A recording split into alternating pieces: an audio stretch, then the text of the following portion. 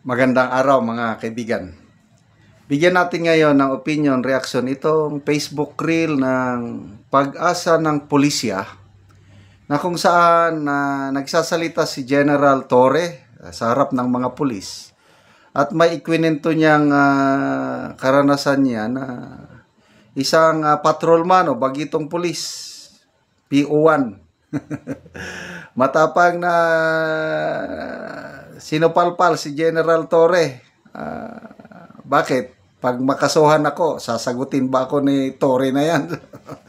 Si General Torre mismo ang nagkwento at medyo nakakatuwa rin, nakakabilib. Tungkol sa hinaing ng sibilyan na magpatulong sa pulis, kailang ayaw tulungan ng pulis. At yan, nakialam si General Torre at natulungan. Kailang bago natulungan, ano muna yung loko-lokong patrolman. Pakinggan natin itong kwento ni General Torre.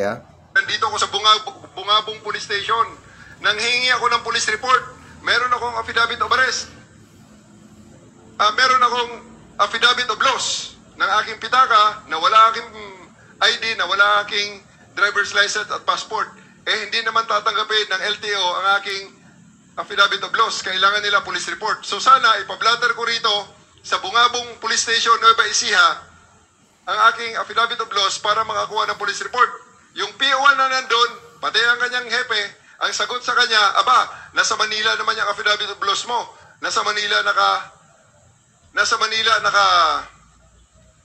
naka-notaryo. Dapat sa Manila mo pakuhanan ng police report. Ganun ang police natin. Hindi ko maintindihan kung yan ay lack of knowledge or talagang gusto lang umiwas o gusto nang katamaran. Tinawagan ko ang PD. Sabi ko, sagot ko na yan. Ipagawa mo ang police report. I-blatter mo ang affidavit of loss na yan. Grumbling pa ang PO1 na yun. Grumbling pa ang patrolman na yun. Bakit? Kung makasuhan ba ako sa ginawa kong to, sasagutin ba ng Torre na yan? Crazy. Sana huwag na maulit. Naririnig sigurado yan sa Bungabong Nueva Ecija. Yan, nanginginig na yan. First and last chance. Patatawarin kita, boy. Pero huwag mo nang ulitin at huwag niyong gayahin. The same manner, meron din akong kaibigan. Okay, so dyan lang muna tayo. Ang tapang naman ng patrolman na yon. I don't know kung kailan ito nangyari. PNP chief na ba siya noon o CID chief pala? Tapang, but seriously speaking, pangit naman yung ganong ugali ng hepe. Hepe plus patrolman, ayaw tulungan yung kumukuha lang ng affidavit of loss. Nakakadismaya. Marami rin akong mga kaibigan na ganyan, na reklamo sila sa halos hindi sila aksyonan ng pulis. I hope na isolated case lang ito. I still believe mas marami pa ring mga matitinong pulis kasi mataas ang respeto ko sa pulis dahil ang tatay ko Philippine Constabulary.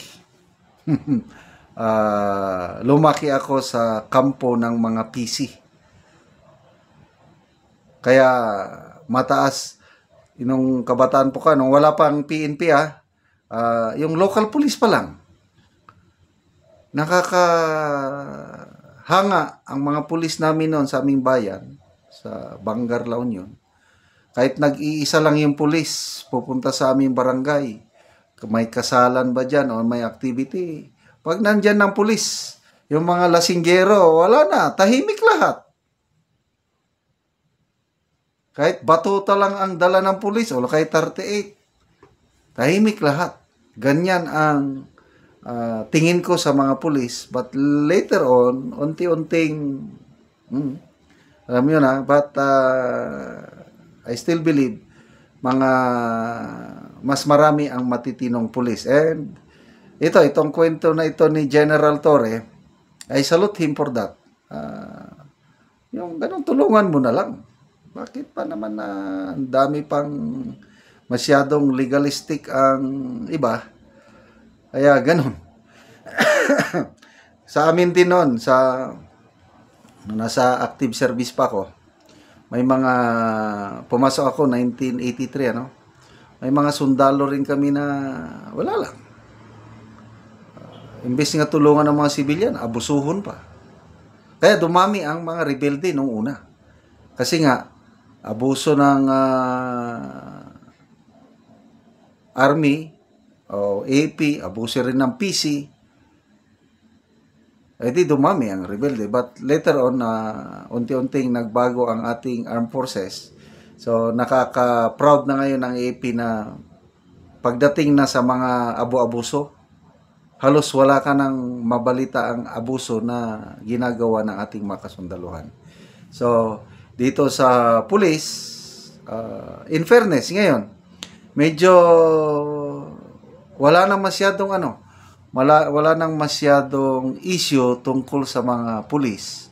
Ito na lang sa peace and order situation na lang kasi nga masyadong mabait ang approach ng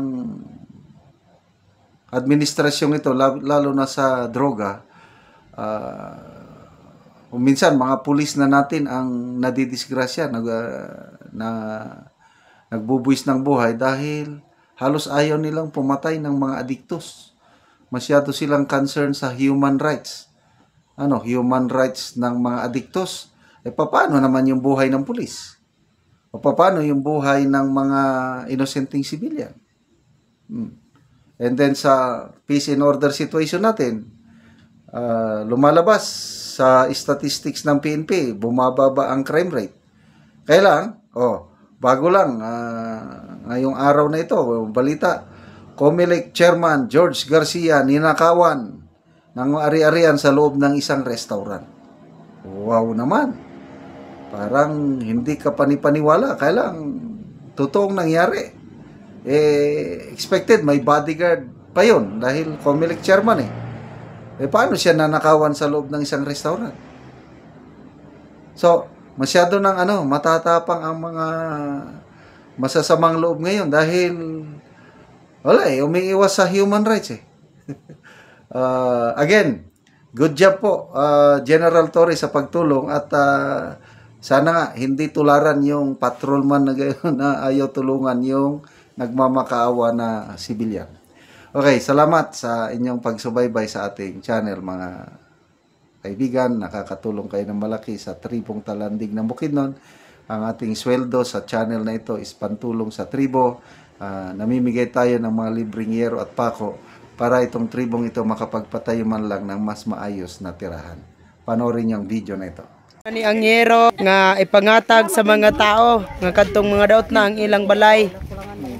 O muna ni siya ang pangtabang sa ila. O karon muna ni sila ang matagaan og yero. Salamat kayo. Salamat kayo. Bye-bye, sir. Salamat kayo. Salamat kayo sa grasya. God bless you all. Human sa pagbahin-bahin ani, butangan pagyud og pangalan ang kada usa.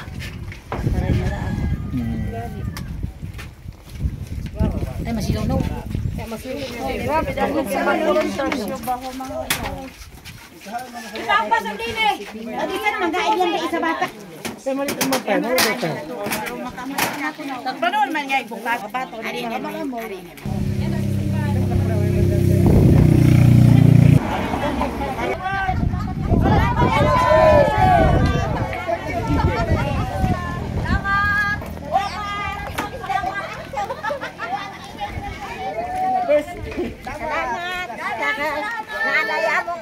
Salamat sa Ginoo.